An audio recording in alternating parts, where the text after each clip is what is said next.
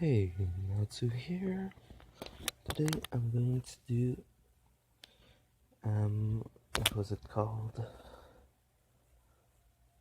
Alright, it's going to be a new series called What If Deku Was in a Thunder Dragon Slayer or a Lightning Dragon Slayer. So, first off, in this world there are dragons that are extremely powerful.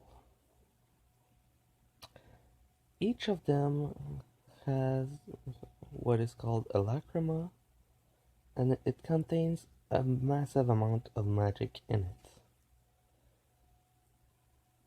The world of My Hero Academia doesn't have magic except the dragons and their lacrima, and also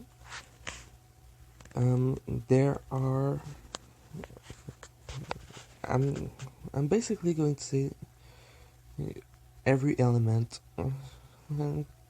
and each of those elements has one dragon, and each of them have a lacrima. So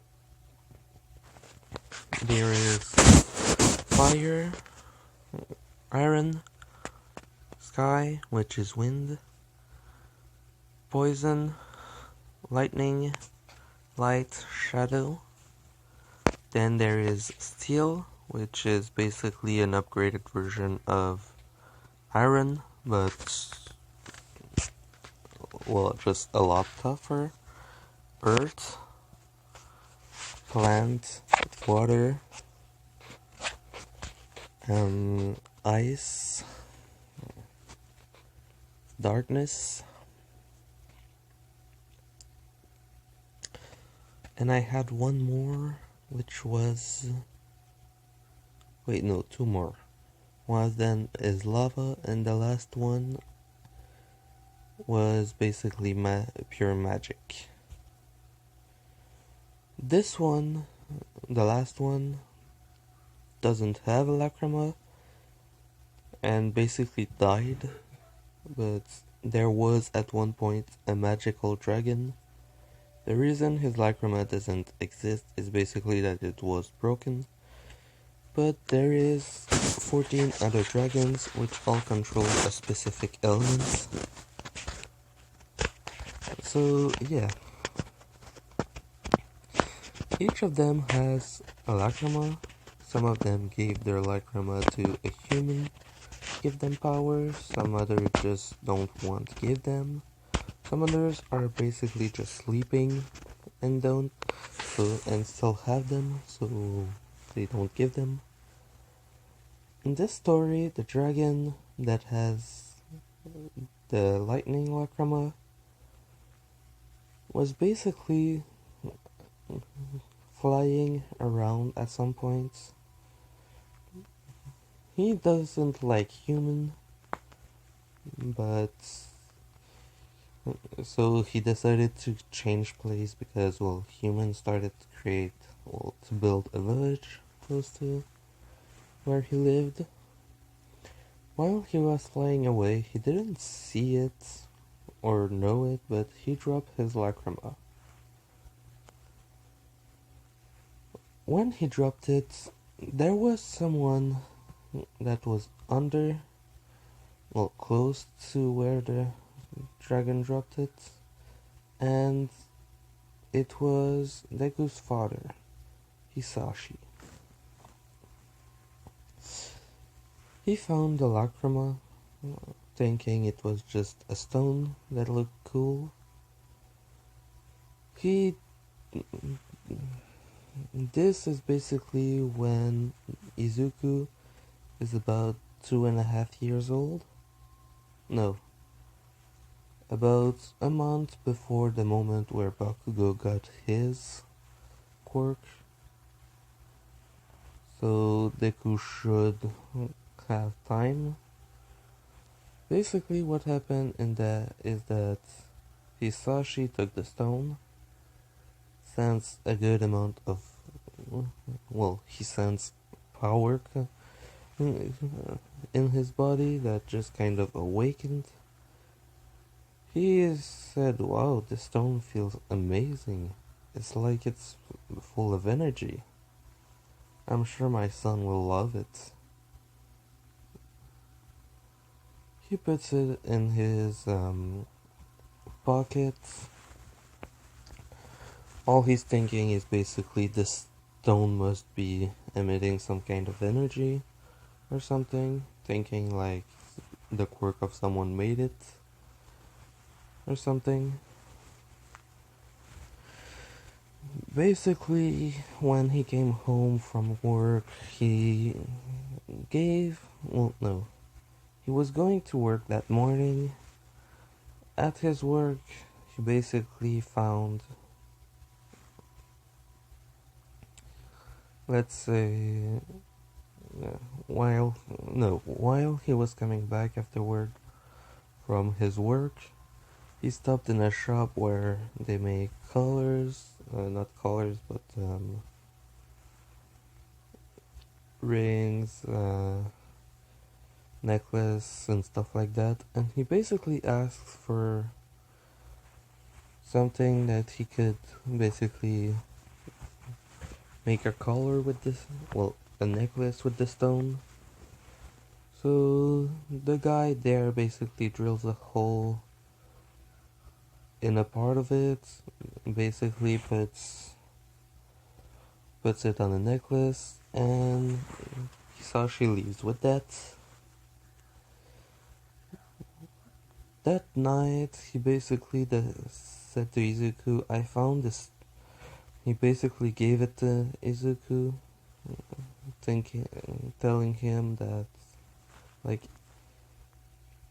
Hisashi left early in his childhood.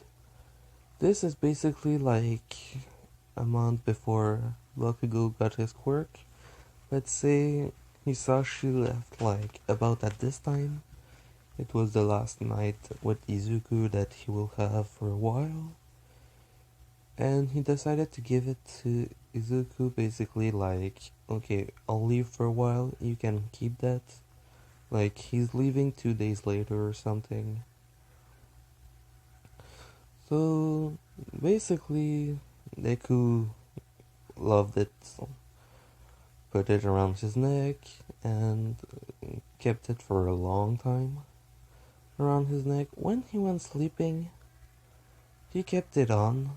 Basically, the stone was infusing his power infusing in Izuku constantly. And during the night, something happened, and the stone just kind of entered Deku's body, leaving only the rest of the necklace. And the next morning, Hisashi was the one who went to wake up Deku and saw that Deku didn't have the stone anymore. He woke up Deku, asked him if he knew where it was. Neither of them knew where it was. They looked everywhere. Deku said he went to sleep with it, so both of them just thought, "Oh, it must have fell off while he was moving." When they didn't find it, Deku was basically really sorry that he lost it. Hisashi said it was alright, that he just found it and thought it was cool and that he would like it. Basically just thinking, yeah, if it was a quirk, it probably had a time limit on how long it was going to be there. So after a while,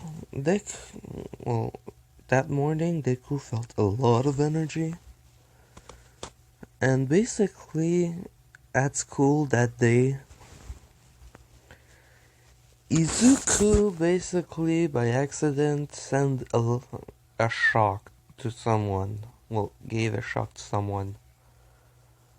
but not like a little zap, like when you have socks and go on a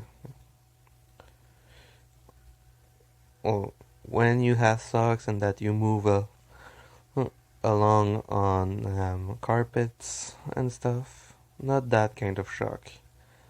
I'm talking like almost a lightning strike someone, but kind of like the person had a small burn mark, but nothing too much. And basically everyone was like, wait, you got your quirk? That's awesome! You have a lightning quirk? Wait, but it's different from your father, right? Your father has a fire quirk, and your mom they're a levitation quirk. So stuff happens like that. That day later, Hisashi and Inko brought him to the quirk doctor. When they did the scan, they basically said, well, first, it seems that he shouldn't have a quirk, but he has one. And second, on one of the scans, we found this. It looks like there's an orb stuck in his body, but it doesn't seem to be affecting anything. It doesn't look like a tumor. More like if something developed in his body. Probably something that comes from his quirk. Basically, they didn't. Well, Hisashi thought, wait, a ball. It looks it should. Sorry about that. My phone kind of closed for a bit. Don't know why. So yeah, Hisashi just thought it could. It looks like the ball, but there's no scar for it to have entered. Then the quirk doctor basically says it probably is something that was made for in his body to make his quirk. Probably like something to actually create the electricity. So they started testing Izuku and they saw that first he isn't affected by any types of electricity, thunder or anything, no matter the strength of it. He can basically right now all he can do is create a freaking electric field around him that is massive. Over time, basically, Izuku got tired and started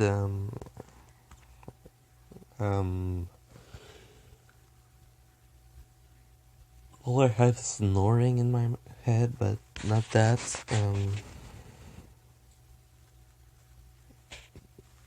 What is it called?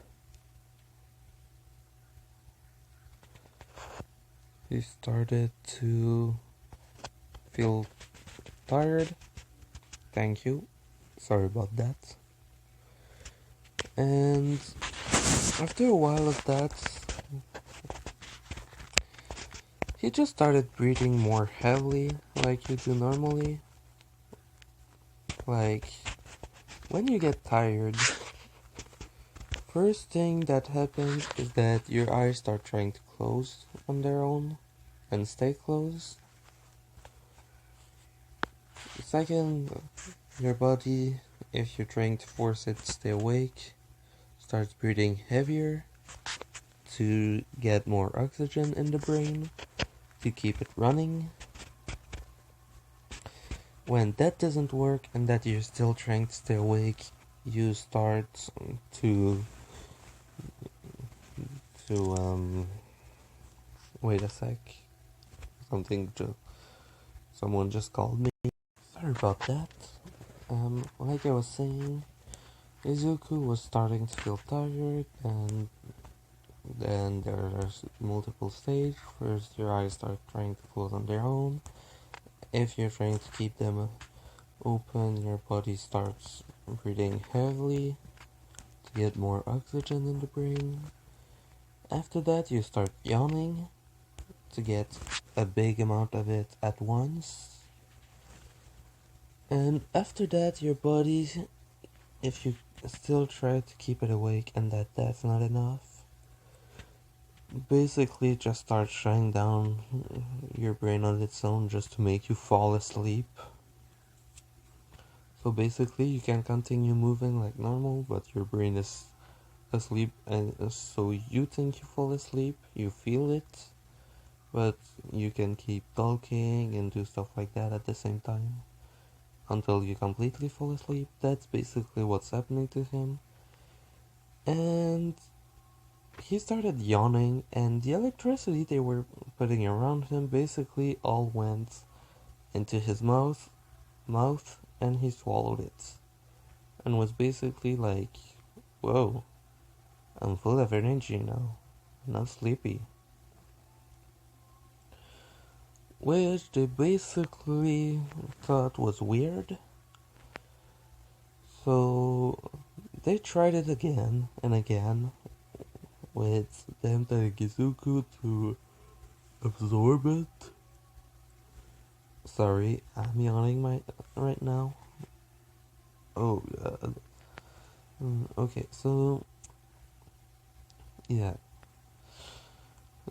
they found out that he can eat, isn't affected, can make a field around him, and throw lightning as much as he wants. When he eats it, he basically heals himself from small injuries, like a cut won't heal, but stuff like just being hit normally, your body will basically just send an amount of energy to it that heals it, just enough so that it's not kind of as damaging as before. Well, it just doesn't hurt as much, and it's basically a lot better. As well as giving him back his energy, and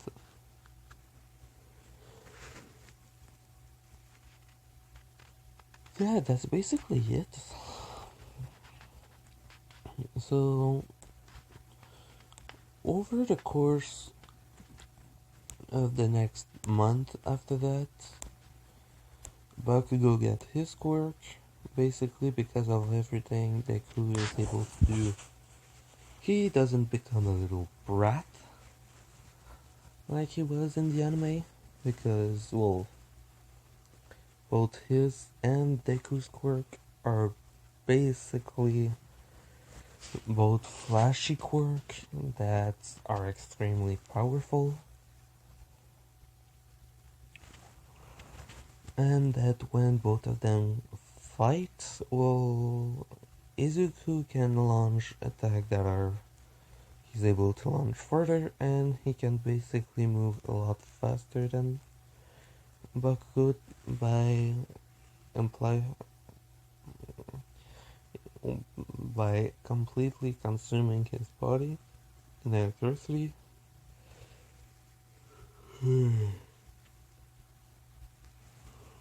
Sorry about that.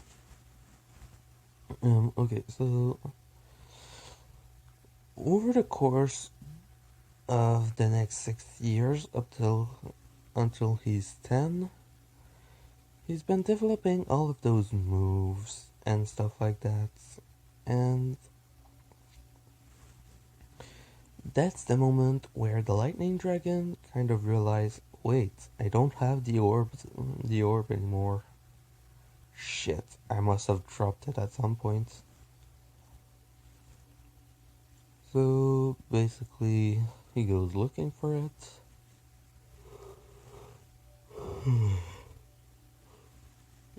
Looking for thunder magic. Then he finds a boy just basically training using electricity. the dragon basically grabs him and brings him further away. Like, Izuku somewhere that basically not a lot of people go to. Like, let's say it's in a forest or something, or close to a forest. And the dragon basically asked him where was the lacrima, which Deku didn't know what it was. Then the dragon basically explained to him what he was looking for. Then Deku tells him that, well, he went to sleep with it on his chest at one point, on a necklace. And then the dragon says, so you absorbed it. Ah, great. So basically the dragon says that now he's basically a dragon slayer, that he is the last lightning dragon, and that now he basically has to train him or try to find the orb once Izuku dies. Or he could take it out of him, which would be extremely painful, but he doesn't want to do that. Because if he kills a child, people will look around, and he might have to change place again. So, yeah. So he decides to train Deku, and he basically teach him every magic that Luxus showed, like him being able to engulf himself in electricity, the lightning javelin, or halberd, stuff like that. He basically shows him all of those. Let's say Deku also invented some new ones. So over time, Deku basically trained, and he had all of those moves, all of those different magic he was able to use, and he was explaining everything about the 14 other dragons, as well as the one that died, as well as his lacrima that was broken. So yeah, he doesn't talk with the others, but he knows that at least 2 of them gave away the lacrima to humans.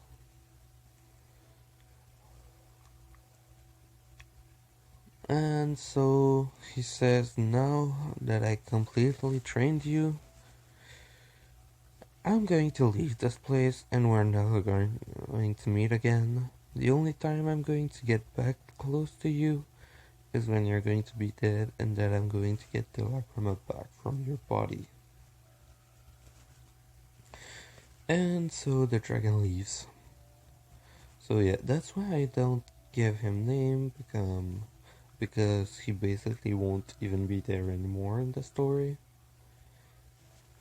This was basically a part 0 of how he has it, why he's going to have a lot of powers from the start, and basically explaining why he's already this powerful. Basically, he has the same kind of size and muscle mass as Luxus, because, well, the lacrima basically boosts his body with lightning powers and the power of dragon. So, yeah. This was part 0 of whether Deku was a Thunder Dragon Slayer. Hope you liked it. Natsu